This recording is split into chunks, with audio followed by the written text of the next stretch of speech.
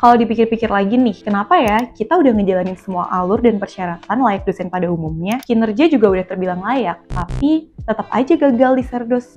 Kayak di mana kesalahannya ya? Mungkin yang dirasain beberapa dekan dosen kayak gini, atau emang lagi di posisi ini juga? Bingung. Ternyata salah satu penyebabnya itu karena satu dokumen yang dibilang formalitas, tapi malah jadi penentunya. Apalagi kalau bukan PDD UKTPT. Di mana letak masalahnya? Nah, menarik nih rekan dosen buat kita bahas. 5 kesalahan fatal dosen dalam menyusun PDD UKTPT. Banyak loh ternyata dari rekan dosen itu yang anggap PDD UKTPT cuman berkas pelengkap, sesuatu yang harus diisi karena memang diminta dalam proses sertifikasi dosen. Padahal, kalau kita sama-sama ngeliat lebih dalam, dokumen ini justru jadi cerminan paling utuh dari unjuk kerja tridharma seorang dosen. Disinilah asesor itu nggak cuma ngeliat apa yang rekan dosen lakuin, karena pasti beberapa udah tahu juga ya soal ini, tapi juga tentang gimana rekan dosen itu nyusun narasi profesional sebagai akademisi. Karena PDD UKTPT ini adalah rekam jejak yang harus bisa dipertanggungjawabkan. Nah, kalau sepenting itu, sebenarnya di mana letak kesalahan yang paling sering terjadi? Kalau dibedah dari berbagai kasus kegagalan Serdos, ada pola yang terus-menerus keulang, yaitu di kesalahan kecil yang masih dianggap sepele, tapi padahal berdampak pada sistemik. Ada 5 kesalahan fatal yang sering dilakuin waktu nyusun PDD UKTPT yang bisa nyebabin Serdos 2026 gagal. Nah, kita cek dari awal.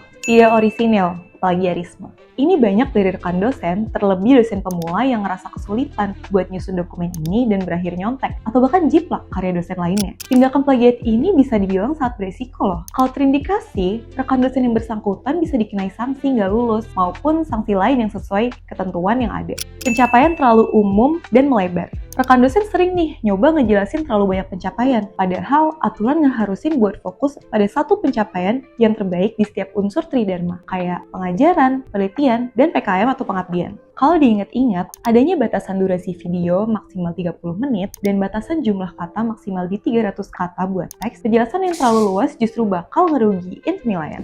Tidak sesuai rambu-rambu Kemendikti-Saintek. Di kesalahan ini terjadi karena rekan dosen itu nggak ngebaca petunjuk teknis secara teliti. Contohnya gini, pelanggaran yang sering kejadian itu di durasi video yang ngelebihin 30 menit atau video nggak diunggah ke situs berbagi video, contohnya YouTube, sehingga nggak bisa diverifikasi sama asesor. Publikasi ilmiah nggak kredibel atau nggak sesuai aturan. Rekan dosen di bagian ini sering ngepaparin publikasi yang dilakuin di jurnal Predator atau jurnal abal-abal. Selain itu, rambu-rambu ngeharusin rekan dosen jadi penulis pertama dalam publikasi yang diklaim. Tapi masih ada yang ngelampirin publikasi di mana mereka bukan sebagai penulis utama. Kinerja tridharma nggak bisa diverifikasi. Jadi, di setiap klaim pencapaian itu harus didukung dengan bukti yang valid dan bisa dilacak. Kesalahan umum yang dilakuin itu salah satunya ini, gagal ngelampirin bukti pendukung atau nggak memperbarui riwayat kegiatan di aplikasi sistem. Kalau asesor nggak dapat verifikasi bukti tersebut, rekan dosen dipastikan nggak akan lulus Serdos. Walaupun penjelasan yang dikasih itu udah bagus ya. Dari semua kesalahan itu, sebenarnya kita bisa tarik nih benang merahnya. Kalau PDD UKTPT bukan tentang mengisi, tapi tentang membuktikan. Terus, gimana caranya ngehindarin kesalahan yang udah kita paparin sebelumnya? Buat ngehindarin dan ningkatin peluang lulus Serdos 2026, rekan dosen bisa nerapin beberapa poin ini. Memastikan orisinalitas karya.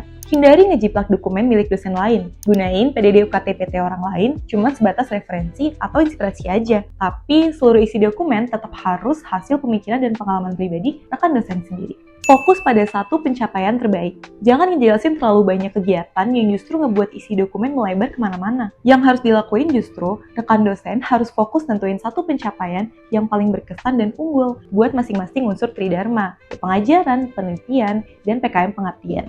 Patuhi batasan teknisnya, kayak maksimal 30 menit buat video pengajaran dan maksimal 300 kata buat narasi teks penelitian dan PKM.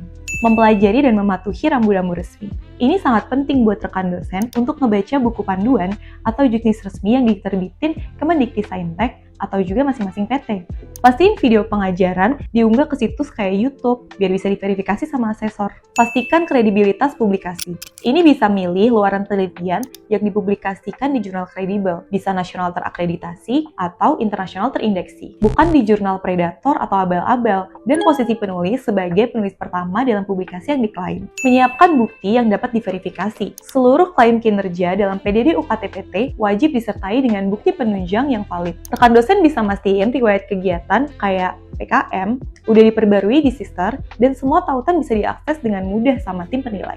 Komponen utama dalam dokumen PDD UKTPT. Buat nyusun PDD UKTPT yang kuat, rekan dosen harus kembali ke fondasi utama, yaitu Tridharma Perguruan Tinggi. Karena pada akhirnya, seluruh penilaian akan berputar di 3 hal ini. Bisa rekan dosen simak dengan teliti. Pengajaran, tugas pendidikan. Ini bukan cuma soal ngajar di kelas ya rekan dosen, tapi tentang gimana rekan dosen itu bisa merancang pembelajaran atau RPS, melaksanakan proses belajar, dan juga menunjukkan interaksi dan evaluasi. Format, dalam bentuk rekaman video dengan durasi maksimal 30 menit. Ketentuan, video wajib diunggah ke situs berbagi video seperti YouTube.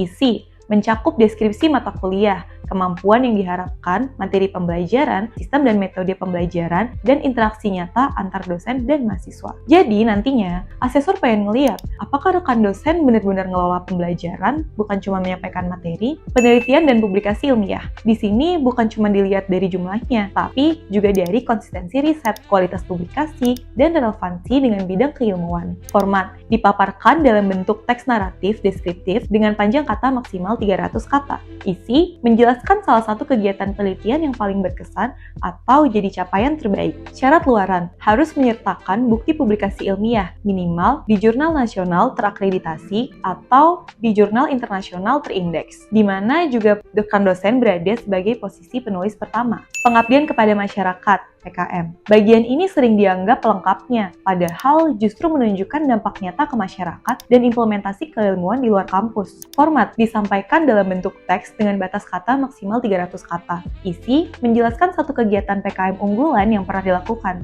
Detail penjelasan, narasi mencakup topik kegiatan, sasaran masyarakat, serta kontribusi nyata dosen dalam pelaksanaan kegiatan tersebut sesuai dengan ketentuan yang sudah diberikan. Jadi, kalau ketiga komponen ini nggak terhubung satu sama lain, maka yang terlihat bukan profil dosen yang utuh, tapi cuma potongan-potongan aktivitas yang terpisah. Jadi, sebelum rekan dosen submit PDD UKTPT buat Serdus 2026, coba berhenti sebentar dan tanyakan, apakah datanya sudah sinkron, bukti pengajarannya udah kuat, narasinya udah menjadi cerminan siapa kamu sebagai dosen. Karena yang dinilai bukan seberapa banyak yang dilakukan, tapi seberapa jelas rekan dosen bisa membuktikannya. Kalau video ini bermanfaat, jangan lupa klik subscribe dan share ke rekan dosen lainnya. Like dan komen di bawah ya, apa yang perlu kita klik lagi seputar karir dan akademik dosen. Sampai jumpa di video selanjutnya.